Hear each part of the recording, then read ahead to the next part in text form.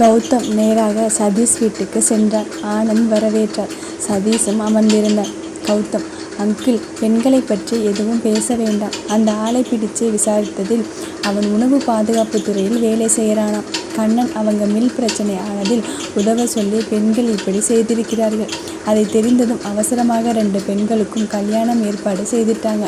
நீங்கள் அந்த பொண்ணை மருமகளாக ஏற்றுக்க முடியுமா? ஆனந்த், எப்படி தம்பி முடியும்? அப்பாவுக்கு பிரச்சனைனா சரியான வழியில் போய் போராடணும். குறுக்கு வழியை தேர்ந்தெடுத்தால் எதிர்காலத்தில் நமக்கு பிரச்சனை வந்தாலும் இதே தானே செய்வாங்க. இதே போல் வீடியோ எடுத்து அந்த ஆள் நெட்டில் போட்டால் என்ன ஆகும்? பணம் காசு இருக்கோ இல்லையோ, கௌரவமாக 4 பேர் நம்மை பார்த்து மரியாதையாக பேசும் அளவுக்கு மனசில் எந்த ஒரு தப்பான எண்ணங்களும் இல்லாமல் வாழ்ந்துட்டோம். கண்டிப்பாக முடியாது. கௌதம், சரி, இப்போது உங்களுக்கு ஒரு சர்ப்ரைஸ். உங்கள் ஃப்ரெண்டை பார்க்க போகிறோம். ஆனந்த், யாரை?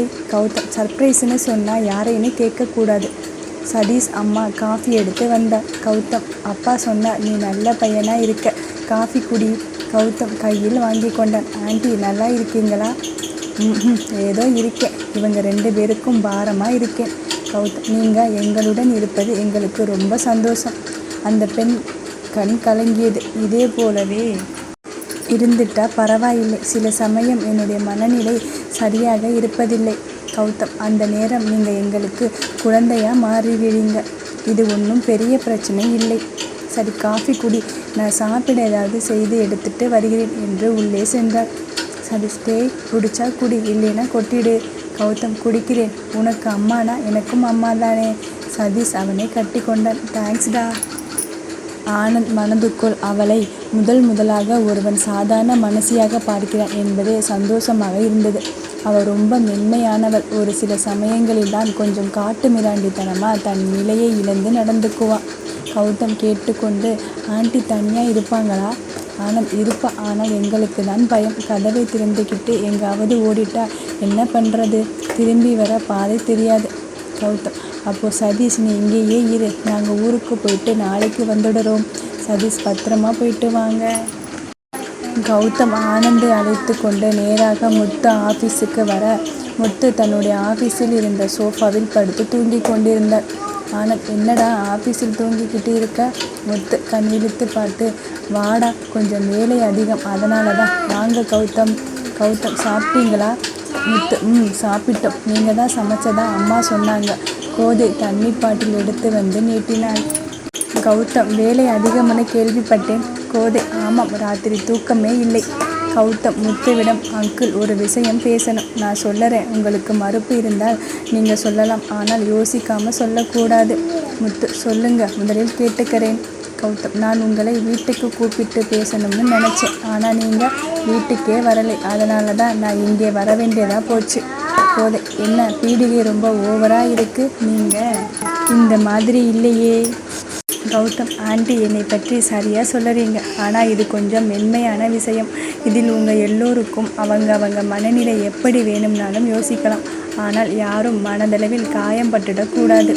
அங்கே இருந்தவர்கள் அனைவரும் அமைதி காத்தனர். கௌதம், நம்ம நிலா சதீஷை விரும்புகிறா.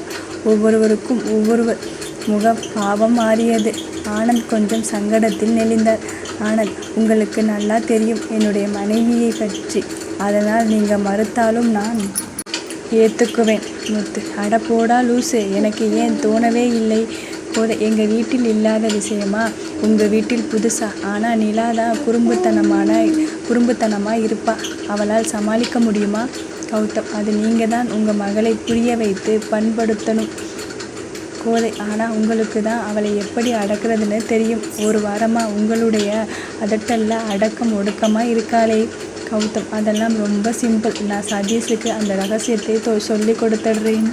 முத்து, ஐயோ வேண்டாம்பா, அந்த நகை விஷயம்தானே, எனக்கே நடுங்கி போச்சு. கோதை, என்ன விஷயம் சொல்லுங்க. கௌதம், மாமா, இதெல்லாம் நமக்குள்ளே இருக்கணும், ஆண்டிக்கு வேண்டாம். கோதை, நான் நிலாவிடம் கேட்டு தெரிஞ்சுக்கிறேன். கௌதம் சிரித்தார். அவள் சொன்னால் தெரிஞ்சுக்கோங்க. கோதை, என்னப்பா இது கிரைம் ஸ்டோரி மாதிரி இருக்குது? கௌதம், அங்கிள், நாங்கள் இப்போது உங்கள் ஃப்ரெண்டை பார்க்க போகிறோம். வருகிறீர்களா? ஆனந்த், நம்ம நீலனை தான் சொல்லறான், வா போகலாம். கௌதம், பெரிய கண்டுபிடிப்பு. அதுக்கு முன்னாடி ஒரு சர்ப்ரைஸ் வச்சுருக்கேன். அதை கண்டுபிடிக்க முடியாதே. ஆனந்த், உன்னுடைய குறும்பு எல்லாம் அவனிடம் இருந்து வந்திருக்கு என்று சிரித்தார். முத்து கடிகாரத்தை பார்த்து, கொஞ்சம் வேலை நிறைய இருக்கே கௌதம், திரும்ப வந்து நான் உதவுறேன். முத்து இதை கேட்டதும், கோதை நீயும் வீட்டுக்கு கிளம்பு, நாங்கள் போயிட்டு வந்துடுறோம், எல்லாம் கௌதம் பார்த்துப்பான். கோதை நெஞ்சில் கை வைத்து அப்பா என்று நிம்மதி பெருமூச்சு விட்டாள். கௌதம் சிரித்து கொண்டே போகலாம் என்று இருவரையும் கிளப்பி கொண்டு தன்னுடைய அறைக்கு வந்து சேர்ந்தார். முத்து, இங்கே யார் இருக்கா? கௌதம் அவரிடம், குளிக்காமல் கிளம்ப போறீங்களா என்று தன்னுடைய அறையை அடைய வெளியே காவலர்கள் நின்று கொண்டிருந்தனர். முத்து, ஆனந்த் இருவரும் கொஞ்சம் பயந்து, எதுக்கு போலீஸ் ப்ரொடெக்ஷன்? கௌதம் சிரித்து கொண்டே, எங்கள் வீட்டு ராட்சசி ஒன்று உள்ளே இருக்கு என்று கதவை திறந்து கொண்டே சொல்லவும் கௌதம் மேல் காகிதங்கள் பறந்து வந்து விழுந்தது. கௌதம், பார்த்தீங்களா, அட்டாக் ஆரம்பிச்சாச்சு என்று சொல்ல ஸ்ரீதேவி எழுந்து நின்றார். கௌதம் பின்னால் இருவர் வந்ததும் ஸ்ரீதேவி யாரு என்பது போல கௌதம் மேல் பார்வை வீச, இவங்க உங்க மாமனாருடன் படித்த தோழர்கள். ஸ்ரீதேவி வணக்கம் சொல்லிவிட்டு டவாலியை காகிதங்களை எடுத்து அடுக்க சொல்லிவிட்டு, உட்காருங்க அங்கிள். கௌதம் அவளை அணைத்து, கவலைப்படாதீங்க அங்கிள்ஸ் பெரியவங்க மேலே ரொம்ப மரியாதை. ஸ்ரீதேவி அவனை கிள்ளி, அங்கிள் நான் டீ போட்டுட்டு வரேன். முத்து, நம்ம ஊர் கலெக்டரை வேலை செய்ய சொல்லலாமா? நீ உட்காருமா. கௌதம், நீங்களுமா? முத்து, எத்தனை மாதம்? ஸ்ரீதேவி, 5 மாதம். ஆனந்த், திடீர்னு இங்கே மாற்றல்? ஸ்ரீதேவி, எங்கள் பொழைப்பே இப்படிதானே, தூக்கி அடிச்சுக்கிட்டே இருப்பாங்க. முத்து, ராதா நல்லா இருக்கானா? ஸ்ரீதேவி, நல்லா இருக்கார் அங்கிள், இப்போதான் மாமாவை ஆஸ்திரேலியாவிலிருந்து கூட்டிட்டு வந்தார் என்று கௌதம் புராணத்தை எல்லாம் பேச, கௌதம், ஸ்ரீ கொஞ்சம் மூச்சு விடு, போதும், நாங்கள் ஊருக்கு கிளம்புறோம். ஸ்ரீதேவி, நானும் வரேன், எனக்கும் மாமாவை பார்க்கணும். கௌதம், சரி, என்னை பற்றிய புகாரெல்லாம் விமானத்தில் பேசிக்கலாம், இப்போ அவர் குளிச்சிட்டு கிளம்பி வரட்டும் என்று ஃபோனை எடுத்து வாசுவிற்கு ஃபோன் செய்தார்.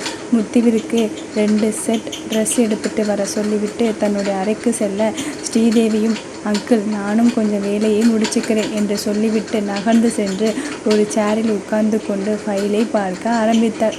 வாசு ட்ரெஸ் எடுத்து கொண்டு வர கௌதம் அறைக்குள் நுழைந்தார். சதீஷ் சார், கோர்ட்டில் கேஸ் ஆரம்பிச்சிட்டார், இந்த வாரத்துக்குள் அவங்க ஃபேக்ட்ரி முழுவதுமாக ஷட்டவுன் ஆகிடும்.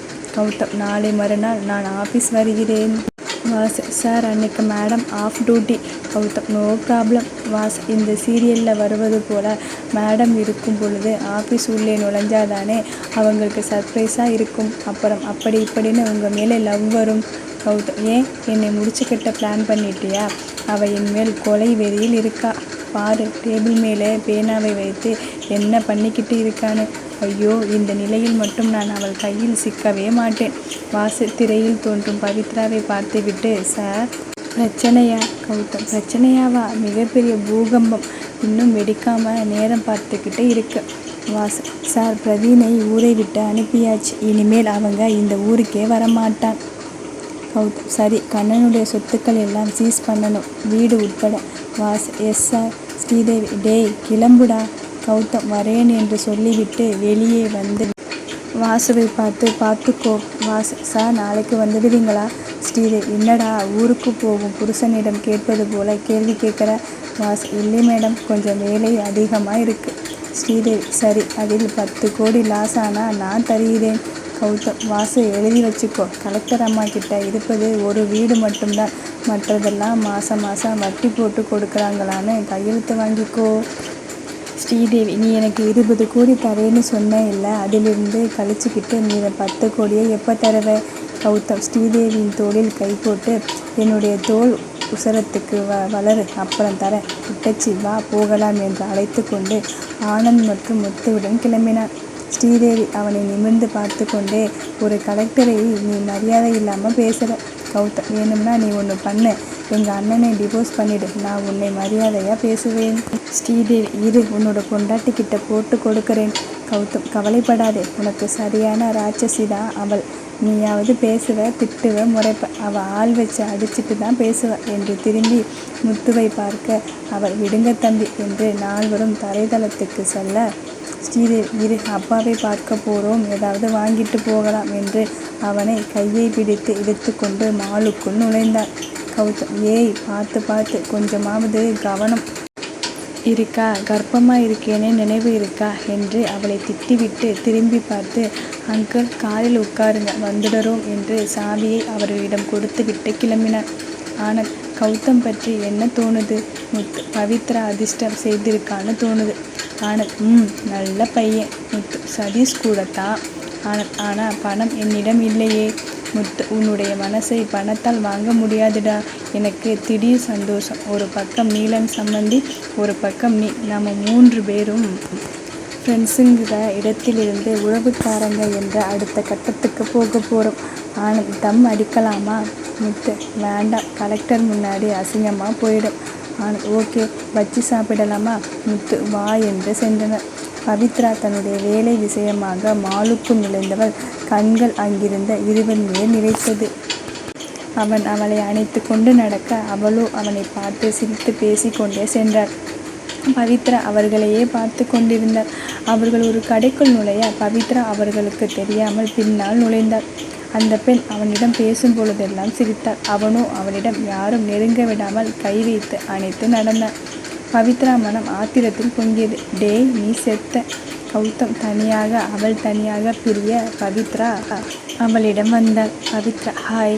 கௌதம் அண்ணி ஸ்ரீதேவி அவளை விசித்திரமாக பார்த்து ஹாய் என்றாள். பவித்ரா, உங்க கூட வந்தானே ஒருத்தன். ஸ்ரீதேவி அவளை ஆச்சரியமாக பார்த்தாள். கௌதமை ஒருமையில் பேசும் இந்த பெண் யார்? கொஞ்சம் ஆர்வத்துடன், ஆமாம், கௌதம். பவித்ரா, அவனை நம்பாதீங்க. அவன் ஒரு பொம்பளை பொறுக்கி. அவன் வாயில் பொய்யை தவிர வேறு எதுவும் வராது. ஸ்ரீதேவி கண்ணால் அவளை அளந்தாள். ஒருவேளை கௌதம் சொன்ன அவனுடைய மனைவியாக இருக்குமோ? பேசி பார்க்கலாம். ஐயோ, அப்படியா? பவித்ரா, பல பொம்பளைங்க கூட அவனுக்கு சகவாசம் இருக்கு. ஒவ்வொரு பொம்பளைக்கிட்டையும் ஒவ்வொரு பேர் சொல்லி பேசுவான். ஸ்ரீதேவி, நிறைய பெண்கள் கூட தொடர்பு வச்சிருக்கானா? பவித்ரா, ஆமாம். ஸ்ரீதேவி, அப்படியா? அப்போ என்னுடைய நிலைமை என்று வயிற்றை தடவி காட்டினார். பவித்ரா, நீங்கள் கர்ப்பமாக இருக்கீங்கன்னு தெரியுது. உங்களுக்காக நான் வருத்தப்படுகிறேன். இப்படி அவனிடம் ஏமாந்துட்டீங்களே. ஸ்ரீதேவி, இப்போ என்னுடைய குழந்தையை என்ன பண்ணட்டும்? பவித்ரா, உங்களை நினைக்கவே கஷ்டமாக தான் இருக்கு என்று கண்ணீர் விட்டாள். மாலில் பவித்ராவும் ஸ்ரீதேவியும் பேசி கொண்டிருக்க ஸ்ரீதேவி பவித்ரா சொல்வதை கேட்டு ஆர்வமானாள். பவித்ரா அந்த கர்ப்பவதியை பார்த்து தன்னை இப்படி மோசம் செய்துவிட்டான் என்று நினைத்து அழ. ஸ்ரீதேவி, ஏன் அழறீங்க? பவித்ரா, குழந்தை அவனுடையதா? ஸ்ரீதேவி, இல்லை, வேறு ஒருத்தனுடையது. என்னை பத்திரமா பார்த்துக்கிறேன்னு அவனிடமிருந்து பிரித்து கூட்டிட்டு வந்துட்டான். பவித்ரா வாயில் கை வைத்தாள். கர்ப்பவதியை கூட விடமாட்டியா என்று மனதுக்குள் கௌதமை திட்டினாள். அவன் கூப்பிட்டா இவ யோசிக்க வேண்டாம், அப்படியே வந்துடுறதா என்று இவளையும் திட்டினாள். பார்க்க அழகா இருந்தா அவன் சொல்றது எல்லாம் நம்பணுமா? என்ன பொண்ணு இவ? அழகான வாழ்க்கையை விட்டுட்டு வந்து வேதனைப்பட போறா என்று அவளுக்காக வருந்தினாள். ஸ்ரீதேவி பவித்ரா என்னவோ யோசனையில் இருப்பதை பார்த்து அவளிடம், கௌதம் என்ன அவ்வளவு மோசமானவனா? பவித்ரா கண்ணீருடன், என்னை ரொம்ப ஏமாத்திட்டா. இப்போ உங்களை. ஸ்ரீதேவி, நிஜமாவா சொல்லுறீங்க? உங்களை எப்படி ஏமாத்தினார்? பவித்ரா பெருமூச்சு விட்டு அந்த பெண்ணை அவனிடமிருந்து காப்பாற்றுவதாக நினைத்து, பாருங்க, எனக்கு தாலி கட்டி கல்யாணம் பண்ணிக்கிட்டா. அதோடு விடாமல் கர்ப்பவதியான உங்களை உங்கள் கணவனை விட்டு பிரித்து கூட்டிட்டு வந்துட்டான். ஆனால் அவங்க குடும்பமாக சேர்ந்து அவனுடைய அத்தை பொண்ணுக்கும் அவனுக்கும் நிச்சயம் பண்ணிட்டாங்க. அந்த பொண்ணு பேர் ஸ்ரீதேவி. வேணும்னா அவனுடைய ஃபோனை வாங்கி பாருங்கள். அதில் இன்னைக்கு காலையில் 9 to 10க்குள்ளே எத்தனை அழைப்பு இருக்கும்னு பாருங்கள். பேர் வேற செல்லமாக ஸ்ரீதேவிமான ரெக்கார்ட் பண்ணி வச்சுருப்பான். அவளை தான் கல்யாணம் பண்ண போகிறான். இதை தவிர பொய்யான பெயரை சொல்லி பல பெண்கள். நேற்று ராத்திரி என்னுடைய தங்கச்சியை கூட விட்டு வைக்கலை. அவன் பேச்சில் ஒரு மாய மந்திரம் இருக்குது. அவன் பேச்சை கேட்டால் மகுடிக்கு மயங்கிய பாம்பு மாதிரி எல்லோரும் அவன் ஆட்டுவிக்கும்படி ஆடுவார்கள். எங்கள் அம்மா அப்பா உட்பட. ஸ்ரீதேவி மனதுக்குள் குதூகலம் பிறந்தது. ஐயோ, என்ன நீங்கள் சொல்வது எனக்கு ரொம்ப ஷாக்காக இருக்குது. உங்களை நான் எப்படி நம்புறது? ஸ்ரீதேவியின் நடிப்பை கேலியை புரிந்து கொள்ளாமல், என்னுடைய பேர் பவித்ரா. இந்த மாலில் தான் வேலை செய்கிறேன். மேல்தளத்தில் என்னுடைய ஆஃபீஸ் இருக்குது. இருங்க ஒரு நிமிடம் என்று சொல்லிவிட்டு அந்த மால் மேனேஜரை அழைத்து, சார், நான் யாருன்னு சொல்லுங்கள். மேடம், இவங்க பவித்ரா, இந்த மாலுக்கு இன்சார்ஜ் டீமில் இருக்காங்க. ஸ்ரீதேவி, மகனே, உன்னுடைய குடுமி என்னுடைய கையில் சிக்கிடுச்சு என்று நினைத்து கொண்டு, ஓகே, என்னுடைய பெயர் ஆஷா, என்னுடைய நம்பர் நோட் பண்ணிக்கோங்க என்று பவித்ரா ஃபோனுக்கு அழைப்பு விடுத்தார். இருவரும் நம்பர் சேவ் பண்ணிக்கொள்ள. ஸ்ரீதேவி, பவித்ரா உங்கள் முகத்தில் என்ன ஒரே திட்டா அலர்ஜியா? பவித்ரா, இல்லை, அவள் கடிச்சு வச்சுட்டா. ஸ்ரீதேவி வயிற்றை பிடித்து கொண்டு அதிர்ந்தாள். சிரிப்பு பொங்கியது. ஆனால் அடக்கி கொண்டு, என்ன இவ்வளவு கொடுமைக்காரனா? பவித்ரா, இது என்னுடைய தலையெழுத்து. நீங்கள் டென்ஷன் ஆகாதீங்க. உங்களுடைய நிலைமையில் டென்ஷன் ஆனால் உங்கள் உடம்புக்கு ஆகாது. உடம்பை பார்த்துக்கோங்க. ஸ்ரீதேவி, பவித்ரா இருவரும் பேசி கொண்டிருக்க கௌதம் தூரத்தில் பார்த்து விட்டார். காலையில் கோபித்து சென்ற மனைவியை சமாதானப்படுத்த வேண்டி அவளை நெருங்கினார். பவித்ரா, அவன் வரான், அவனை பற்றி விவரமா இப்போ பேச முடியாதே, நான் கிளம்புறேன், ஃபோனில் பேசிக்கலாம் என்று சொல்லிவிட்டு ஓடினார். கௌதம் பவி பவி என்று துரத்தி செல்ல ஸ்ரீதேவி அவன் கையை பிடித்து நிறுத்தினார். ஸ்ரீதேவி, எங்கே போற? கௌதம், பவித்ரா. ஸ்ரீதேவி, நீ டிவோர்ஸ் தான் மச்சி. என்னடா முகத்தில் எல்லாம் கடிச்சு வச்சிருக்க? கௌதம், அது ஒரு கார சட்னி செய்த வேலை. ஸ்ரீதேவி, என்ன தனி குடித்தனமே போயிட்டீங்களா? கௌதம், இல்லை, அவங்க வீட்டில் தான் இருக்கேன். அந்த 2 ஓல்டு மேனில் ஒன்று இவளுடைய அப்பா. ஸ்ரீதேவி, ஐயோ பவித்ரா என்னென்னவோ சொல்லறாளே, உனக்கு நிறைய பொண்ணுங்க கூட தொடர்பு இருக்குன்னு. கௌதம், ஸ்ரீ ஏதாவது உளராதே, அந்த ஆள் கொஞ்சம் ரவுடி, பொண்ணுக்கு ஒன்றுனா பொங்கிடுவர், அப்புறம் என்னை தூக்கிட்டு தான் போகணும். ஸ்ரீதேவி, மரியாதையாக என்னை அண்ணின்னு கூப்பிடு, நானே பிரச்சனையை தீர்த்து வைக்கிறேன். கௌதம், ஸ்ரீ அது மட்டும் நடக்காது. ஸ்ரீதேவி, நான் நடத்தி காட்டுறேன் என்று மனதுக்குள் நினைத்து கொண்டு, சரி, நான் மாமாவுக்கு வாங்க வேண்டியதை வாங்கிட்டேன் என்று முன்னால் நடந்தாள். கௌதம் மேனேஜரிடம் பவித்ராவிடம் கொடுக்க சொல்லிவிட்டு சில பொருட்களை கொடுத்துவிட்டு ஸ்ரீதேவி பின்னால் சென்றார். பவித்ராவுக்கு கௌதம் கொடுத்தனுப்பியது கிடைக்க திறந்து பார்த்தால் உள்ளாடைகள் இருந்தது. பவித்ராவுக்கு கோபம் அதிகமானது. தன்னுடைய ஃபோனில் இருந்து அணுவிற்கு ஃபோன் செய்தார். அணு ஃபோன் எடுக்கவே இல்லை. திரும்ப ஃபோன் செய்ய, என்னடி என்று அவளின் கோப குரல் கேட்டது. பவித்ரா அழ ஆரம்பித்தார். அணு, என்ன ஆச்சு? பவி, அந்த கௌதம் பெரிய ஃப்ராட். அந்த ஸ்ரீதேவி கூட தினமும் பேசிக்கிட்டு இருக்கான். அணு பவியின் அழுகையில் அவள் மேல் இருந்த கோபம் காணாமல் போய் அவளுக்கு உதவ நினைத்தாள். உனக்கு எப்படி தெரியும்? பவி, இன்னைக்கு என்னை ஹாஸ்பிட்டலுக்கு கூட்டிகிட்டு போறேன்னு சொல்லிட்டு காரில் கூட்டிகிட்டு போனானா, அப்போ அவனுடைய ஃபோனில் அவளுடைய பேர் வந்தது. தொடர்ந்து கூப்பிட்டுக்கிட்டே இருந்தா தெரியுமா? அவன் மேல் எந்த தப்பும் இல்லைன்னா அட்டன் பண்ணி பேசலாம் தானே. அவன் ஃபோனை எடுக்கவே இல்லை. இதுக்கு எல்லாம் என்ன அர்த்தம்? அணு, ஆனால் உண்மையில் ரொம்ப பாசமாக இருக்கிறாரே. பவி, எப்படி சொல்லற? எல்லாம் மற்றவர்களை நம்ப வைக்க நாடகம். ஆனால் இல்லையே, அன்னைக்கு ராத்திரி இவனுடைய கையில் கீறலை பார்த்துட்டு என்னை கூப்பிட்டு யார் செய்தார்னு கேட்டாரே. பவி, அவள் தான் செய்தாள்னு தெரிஞ்சும் எதுக்கு அவளுடன் தொடர்பு வச்சிருக்கான்? அணு, அப்படியா சொல்லல, தொடர்பு இருக்கா? பவி, பின்ன செல்லமாக அவளுடைய பேரை சேவ் செய்து வச்சிருக்கேன். ஆனால் இப்போ என்ன பண்ணலாம்? பவி, அன்னைக்கு நான் அடித்ததா ட்ராமா போட்டு வீட்டுக்குள் வந்துட்டான். ஆனால் ட்ராமாவா? பவி, ஆமாம், அவன் மேலே ஒரு கீறல் கூட இல்லை. ஆனால் கட்டு போட்டுக்கிட்டு சக்கரை நாட்காலில் உட்கார்ந்திருந்தது பொய். பவி, பொய். அதை விட இன்னொரு பொய், அவன் என்னவோ 11வது படிச்சுட்டு அவனுடைய ஃப்ரெண்டு ஹோட்டலில் சர்வராக வேலை செய்கிறான்னு நினச்சது தப்பு. அவன் ஐஐடியில் MTech gold medalist. Anu, what? அது என்ன அதிர்ச்சியாக இருக்கா? அதை விட அதிர்ச்சியான விஷயம், எனக்கு இந்த விவரத்தை சொன்னவன் பலவன். அனு, உங்கள் வீட்டுக்கு தெரியுமா? பவி, ஆமாம்டி, அவனை பற்றி எல்லோருக்கும் தெரியும். என்னிடம் மறைச்சிட்டாங்க. என்னை சுற்றி எல்லோரும் சேர்த்து எனக்கு துரோகம் செய்கிறாங்க. அதுவும் அவனுடைய பேச்சை கேட்டு எனக்கு நான் தனிமையில் இருப்பது போல இருக்கு. இப்போ கூட ஒரு கர்ப்பிணி பெண்ணை அவளுடைய புருஷனிடமிருந்து பிரித்து நான் உன்னை பத்திரமா பார்த்துக்கிறேன்னு கூட்டிகிட்டு வந்திருக்கான். ஆனால் புருஷனிடமிருந்து பிரித்து கூட்டிகிட்டு வந்துட்டானா? எப்படிடி அந்த பொண்ணு இவனை நம்பி வந்தால்? இதெல்லாம் சும்மா விடக்கூடாது, கிளம்பி வா. நட்பை பற்றி வியாக்கானம் பேசினாங்க இல்லை, அவனுங்க கிட்ட பேசி கிழிச்சு தொங்க விட்டுடலாம். பவித்ரா வரேன் ஆஃபீஸில் இருந்து கிளம்பினார். ஸ்ரீதேவி, எனக்கு பசிக்குது. கௌதம், இப்போ தானே சாப்பிட்ட? ஸ்ரீதேவி, அது எனக்கு இப்போ பாப்பாவுக்கு பசிக்குது. கௌதம், கடவுளே இரு என்று சென்னை ஏர்போர்ட்டில் கௌதம் ரெஸ்டாரண்ட் நோக்கி நடந்தான். ஸ்ரீதேவி ஆனந்த் மற்றும் முத்துவிடம் மூச்சு விடாமல் பேசிக்கொண்டிருந்ததில் கொஞ்சம் களைத்து போனார். ஆனந்த், அம்மாடி கொஞ்சம் உட்காருமா, நான் தண்ணி வாங்கிட்டு வரட்டுமா? ஸ்ரீதேவி, வேண்டாம் அங்கிள், நம்ம கௌதம் ரொம்ப குறும்புக்காரன் தான், ஆனால் ரொம்ப நல்லவன்.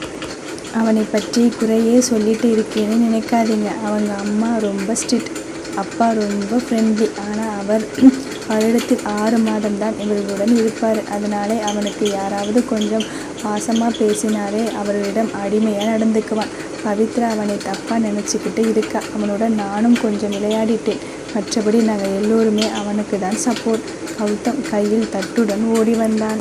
ஸ்ரீதேவி, தேங்க்ஸ், உன்னுடைய பொறுப்புணர்ச்சியை நோட் பண்ணிக்கிறேன். உனக்கு உதவி தேவைப்படும் பொழுது செய்கிறேன். கௌதம் தலைக்கு மேலே கும்பிட்டு, வேண்டாம் தாயே. அனைவரும் சிரித்தனர். அங்கிருந்து வீட்டை அடைவதற்குள் ராதா வந்து சேர்ந்து கொண்டார். ஸ்ரீ, எப்படி இருக்கே?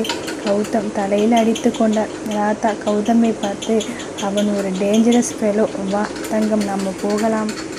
ஸ்ரீ, ராதா அங்கிள்ஸ் வந்திருக்காங்க, ஹலோ சொல்லிட்டு வாங்க. நான் ஆனந்த், இவர் சவுடமுத்து. ராதா, ஹலோ அங்கிள், உங்களை பற்றி அப்பா நிறைய பேசியிருக்கார், வாங்க என்று அனைவரும் சேர்ந்து கொள்ள கௌதம் மட்டும் தனி காரில் கிளம்பினார். கௌதம் வீட்டை அடைந்ததும் பின்னாலே ராதாவின் கார் வந்தது. காஞ்சனா ஓடி வந்து கௌதம் என்று தழுவி கொண்டார். கௌதம் தன்னுடைய நெஞ்சில் கண்ணீர் விடும் அம்மாவை, அம்மா ஆரம்பிக்காதே, அப்படியே கிளம்பிடுவே. கண்களை துடைத்து கொண்டு சரி வா என்று அவனை உள்ளே இழுக்க, யார் வந்திருக்காங்க பாரு என்று கௌதம் சொன்னதும் பின்னால் வந்து நிற்பவர்களை பார்த்தார். அண்ணா. ஆனந்த், நல்லா இருக்கியா? ஆனா நல்லா இருக்கேனா, வாங்க. முத்து அண்ணா வாங்க, உங்களை ரொம்ப நாள் கழித்து பார்த்ததில் ரொம்ப சந்தோஷமாக இருக்கு என்று சொன்னவள் உள்ளே வேகமாக சென்று, என்னங்க வெளியே வாங்க. நீலன் வரேன் என்று சொல்ல அவருடைய அறைக்குள் நுழைந்தார். கௌதம் அவனை பார்த்ததும் கண்கள் கலங்கியது. வா, மேலே கோபமா? கௌதம், இல்லை. நீலன் கௌதமை இழுத்து கட்டிக்கொள்ள, டாட் பார்த்து. என்னடா, நான் ஃபிட், என்னுடைய வலிமை பற்றி உனக்கு தெரியாது. கௌதம், ரொம்ப நல்லா தெரியும், வாங்க என்று கையை பிடித்து கொண்டு அழைத்து வந்தார். ஹாலில் அமர்ந்திருந்தவர்களை பார்த்ததும் நீலனுக்கு சந்தோஷம் துக்கம் என மாறி மாறி வந்தது. ஆனந்த் முத்து இருவரும் வந்து அவரை கட்டிக்கொள்ள மூவரின் கண்களும் ஆனந்த கண்ணீரால் நிரம்பியது. ஆனந்த், என்னடா ஆச்சு உடம்புக்கு? நீலன், ஒன்றுமில்லை, கொஞ்சம் கவலை, அவ்வளவுதான். முத்து, கௌதம் போல ஒரு பிள்ளையை பெற்றுவிட்டு கவலைப்படலாமா?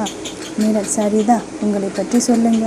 முத்து, என்னுடைய மனைவி கோதை பிடெக் சாஃப்ட்வேர் முடிச்சிருக்கா. 2 பொண்ணுங்க. பவித்ரா IIM-இல் MPA முடிச்சிருக்கா. அடுத்த பெண் நிலா படிப்பு ஏறல் UG முடிச்சுட்டு 2 நாளாக வேலைக்கு போகிறா. 3வது மகன் பலவன் இப்போது 12ஆம் வகுப்பு படிக்கிறான். அம்மா எப்பவும் நீலன்னு சொல்லிக்கிட்டே இருப்பாங்க. ஆனால் என்னுடைய மனைவி ஹவுஸ் ஒய்ஃப், மகன் லீடிங் லாயர். கோதை கையில் காஃபி எடுத்து வர, லாயரா? குட். கௌதம், ஆமாம், உனக்கு அவனை பிடிக்கும்னு எனக்கு தெரியும். போயேன், அந்த பையனையும் தத்தெடுத்துக்கோ. அவனுக்கும் ஏதாவது ஸ்ரீதேவின்னு பேர் வச்சிருக்கிற பொண்ணா பார்த்து கல்யாணம் பண்ணி வை. காஞ்சனா, அடி வாங்க போற நீ என்று சமையலறைக்குள் சென்றார். நீலன், கௌதமை உங்களுக்கு எப்படி தெரியும்? அனைவரும் கௌதமை பார்த்தனர். நீலன், என்னடா உங்களை கேட்குற, அவனை பார்க்கிற, ஏதாவது மிரட்டி வச்சிருக்கானா? கௌதம், அப்பா, இதுக்கு நான் தான் பதில் சொல்லணும், எல்லோரும் கேட்க தயாரா? ஸ்ரீதேவி எஸ் என்றதும் அவள் மேல் சோஃபாவில் வைத்திருக்கும் சிறு குஷன் அவளை தாக்க பறந்தது. ராதா குறுக்கே தடுத்து, ஓகே பேபி என்றார். ஸ்ரீதேவி, நீங்கள் வாங்க, இனிமேல் தான் ஷோ ஆரம்பம், பக்கத்தில் உட்காந்துக்கோங்க, பாப்கார்ன் இருந்தால் நல்லா இருக்கும். கௌதம், அம்மா. காஞ்சனா, இருடா வரேன் என்று சென்றார். ஸ்ரீதேவி கொஞ்சலாக, ராதா எதுக்கும் முதலுதவி பெட்டி எடுத்து ரெடியாக வச்சுக்கோங்க என்றதும் 2வது குஷன் அவளை நோக்கி பறந்து வர, ராதா அதை லாவகமாக பிடித்து, டேய் கொன்னுடுவேன் என்று கௌதமிடம் சொல்லிவிட்டு ஸ்ரீதேவியிடம் ஓகே பேபி என்றார். நண்பர்கள் மூவரும் இவர்கள் குறும்புத்தனத்தை ரசித்தனர். காஞ்சனா வந்ததும் அந்த இடம் அமைதியானது. கௌதம், அம்மா, நான் சொல்லுவதை பொறுமையாக கேட்குறேன்னு சொல்லியிருக்கீங்க. காஞ்சனா, எஸ் என்க. ஸ்ரீதேவி கே என்று சிரித்தார். கௌதம் ஸ்ரீதேவியை முறைத்தார்.